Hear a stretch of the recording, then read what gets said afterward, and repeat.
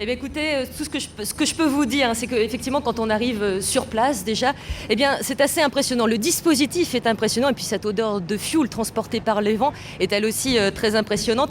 Cela fait 10 heures maintenant que ce cargo battant pavillon maltais s'est échoué ici sur les dunes qui sont juste derrière moi. Il était 2 heures du matin environ. Ce que je peux vous dire, c'est que ce cargo avait trouvé à s'abriter du côté de l'île de Groix, et puis il a été emporté, il a dérivé pour venir s'échouer juste ici. Et le dispositif qui est actuellement mis en place, ce dispositif du plan Polmar, commence d'ailleurs vous allez le voir derrière moi, il y a les équipes de nettoyage qui arrivent tout juste.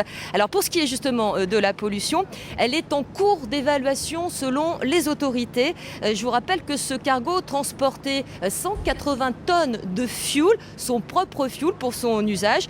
Du carburant s'est écoulé par une brèche constatée au niveau de la coque. Les autorités continuent d'évaluer la quantité d'eau qui s'est échappée de ce bateau. Alors tout au long de la matinée, des spécialistes ont été éditreuillés à bord du cargo pour l'expertiser et du coup essayer de savoir quelle est la meilleure façon d'agir pour évacuer, pour pomper ce carburant qui se trouve à hauteur dans le cargo. Le remorqueur l'Arbeil Bourbon est lui au large, prêt à intervenir à tout moment. Mais l'état de la mer va peut-être aussi compliquer les opérations parce que la mer est encore très agitée. On attend d'un instant à l'autre la ministre de l'écologie, Nathalie Kosciusko-Morizet. Elle doit venir sur ce site. Elle doit aussi survoler en hélicoptère le cargo sinistré.